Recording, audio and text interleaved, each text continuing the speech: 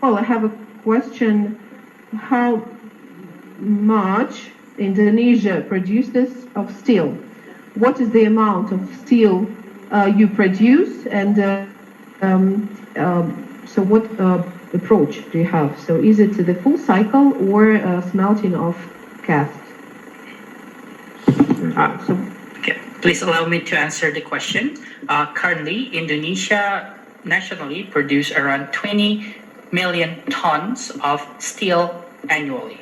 This is usually done through the smelting, as the production of the metallurgical process are done either internationally or locally, but usually until from the smelting into the metals such as the slab and like the iron, it's usually around 15 to 20 million tons a year. Thank you. This is according to the Ministry of Energy.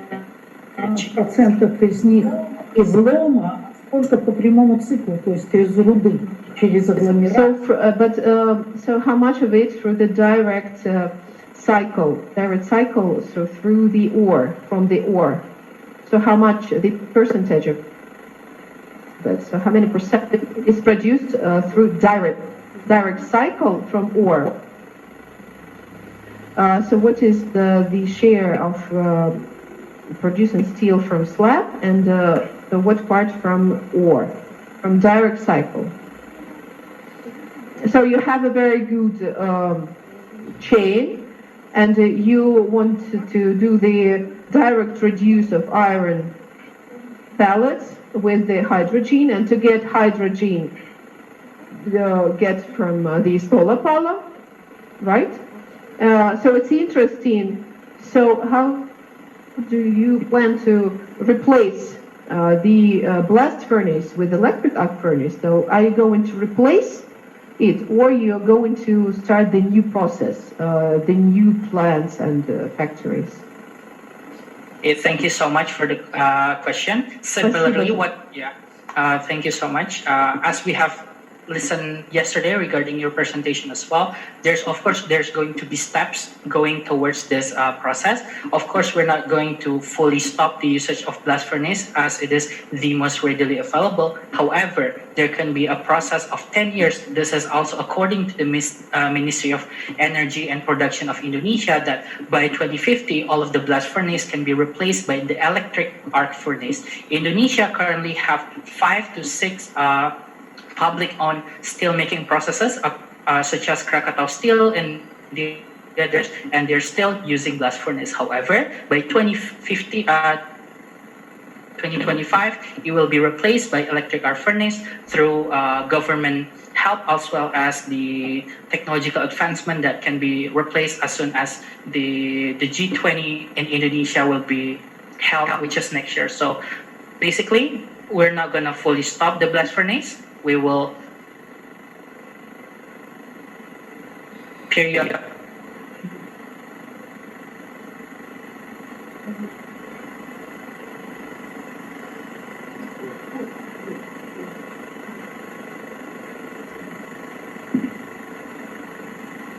Okay, so now our experts are discussing some moments, and they actually have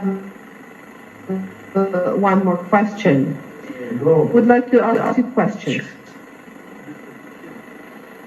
As for the electric arc furnaces, so you have 34.5 megawatt, and you have solar farm. So what is the square of the solar farm, and how many islands of Indonesia will it cover? Thank you so much. This is such an amazing question. Please allow me to answer. Basically, to fully cover all of the production of electric arc furnace by solar farm, we require 400 kilometer square of landmass to produce the specific electricity from the CCTS solar cell. We have asked the Ministry of Energy in Indonesia, and they have said directly that 448 kilometers square will be enough to cover the energy needed for the electric arc furnace. So it is around 448 kilometers square. Второй у меня вопрос, вот развитие. And the second question is for the development of the solar power industry.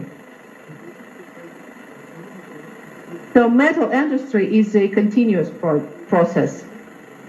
And the electricity must be given every hour, every second. What do you plan in your project? If you have the rain season, so we're going to have the energy for these processes, or so there will be something else? Thank you so much for your question. Basically, in Indonesia, as we're an archipelago country or island-based country, there's a lot of places that we can put our solar panels. However, if the rain is still going, there's a lot of other methods of energy, one of them being the biomass as well as geothermal that we can implement it. However, the most feasible and realistic as of now will be solar panel, especially because we have a lot of islands, we can implement a lot of places, and since we're the biggest archipelago, there's a lot of places that we can put as well.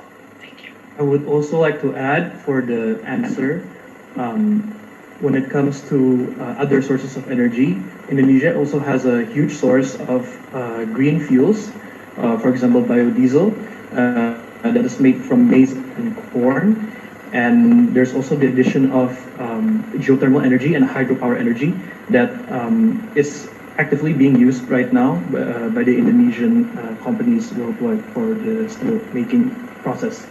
So that is to also answer the previous question and add some information. Thank you.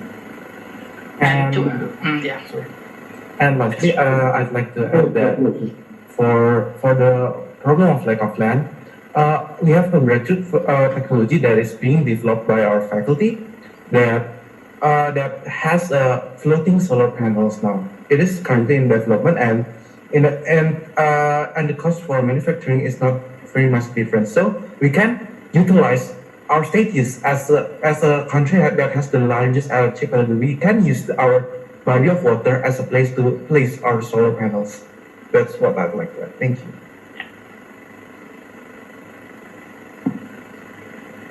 Можно мне еще один вопрос? One more question.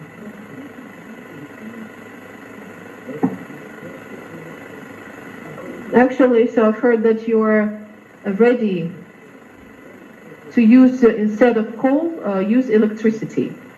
And you said that you're ready to buy from some external resources. So who are the suppliers of electrical energy from your archipelago? So who are ready to sell electricity to you, and by what price? thank you so much for your question. This is also an answer to the question in the comments. Basically, our project is also aligning with the Indonesian Minister of Energy plans towards the 2050. So we're not going to move alone. There's like the government, there's a lot of companies that will utilize their CSR to support this plan, as well as not only that, but as I said earlier, that Indonesian Ministry of Energy will also wanted to change towards the blast furnace to the electric arc furnace. So of course our program will be supported 100% by the government. And as for the supplier of the electricity, Indonesia have our own public state-owned electricity called PLN, which is the Indonesian electricity grid system, in which they can fully support our plan. So not only by our proposal as well, but the readily available technology in Indonesia, such as from the public, will be also be integrated towards our planning. So yeah. I would also like to add that for our external energy sources, which is biodiesel, it has been pushed by the PLN as well to be used instead of coal to produce the electricity for different types of industries. One of them is the steel making industry. And there's also a policy from the government where we're going to place green fuels at a lower price compared to coal, so that the advancement of renewable energy as well as carbon neutrality can be further developed over time. Thank you. Куда вы будете уголь девать?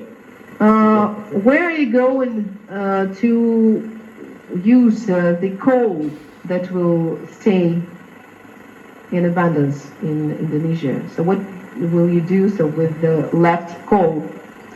So with the working with jobs, so with people who work in the coal industry. Okay.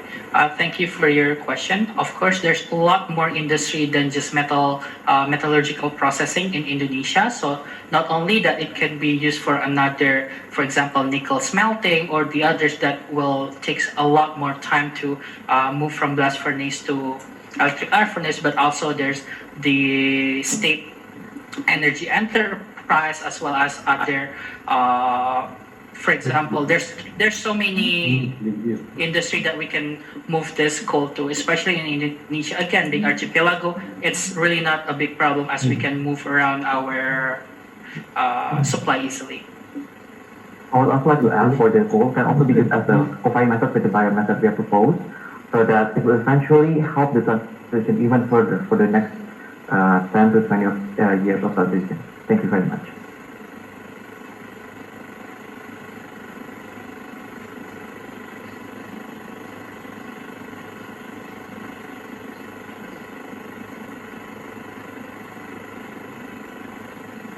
А я думаю, что, к сожалению, если мы I посмотрим... think if you will see the timer, so the time is up. So one more